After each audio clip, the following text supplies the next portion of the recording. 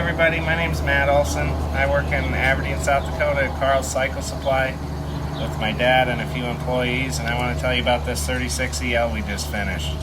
This is a late 1936 Harley-Davidson Knucklehead. This was the first year that this bike came out, and Harley introduced a brand new frame, fork, tanks, engine, transmission, oil tank.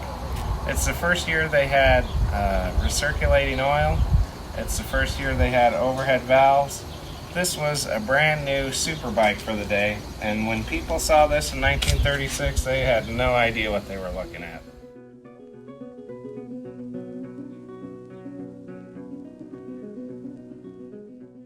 This is the bike that saved the Harley-Davidson from going out of business, and it is the best motorcycle they ever made. It's Venetian blue and Croydon cream.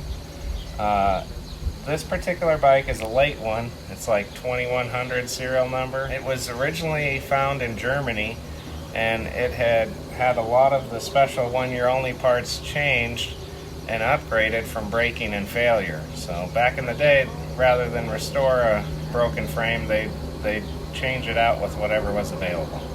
So this particular bike, when it was in Germany, was in a 37 frame, and the customer located an original 36 frame, which we ended up having to replace some of the tubes on because they were broken and beyond repair.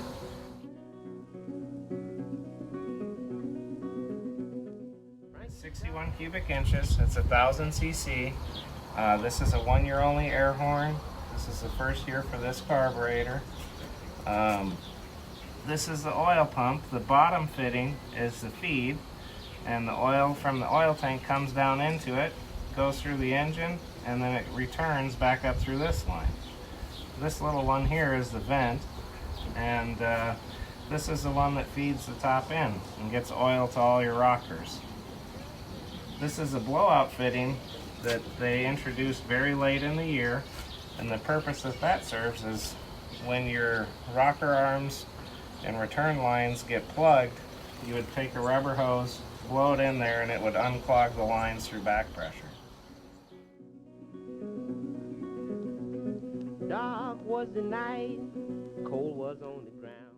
36 and 37 just have covers over the valve springs, and you know, for the time that was revolutionary. Nobody else had even tried to cover them.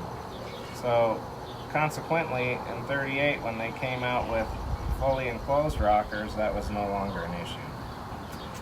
This is the transmission. It's 4-speed constant mesh transmission. It's very easy to shift. They basically use that same design into the early 70s, and it is fantastic. They have 2 different kicker covers, 3 different cases, 3 different tops. They were really experimenting on these first 1700 knuckleheads that they made in 36. And I think that they were just so close to going under that they really needed to get their money back on all the investment that they put into prototyping these bikes. So they kind of prematurely released them.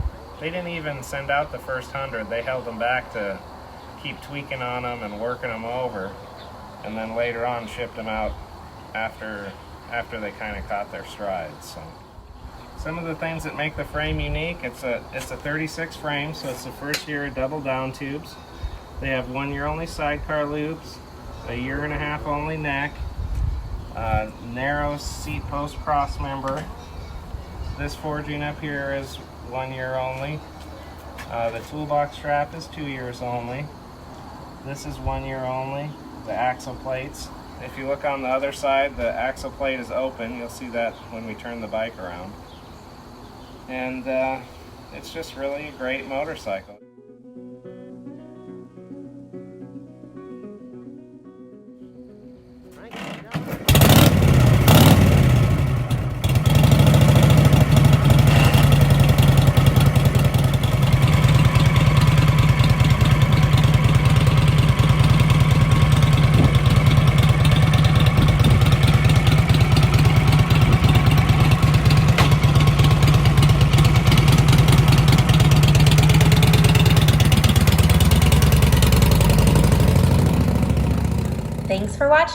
you love old motorcycles and would like to follow along on our old motorcycle builds, please hit the like and subscribe.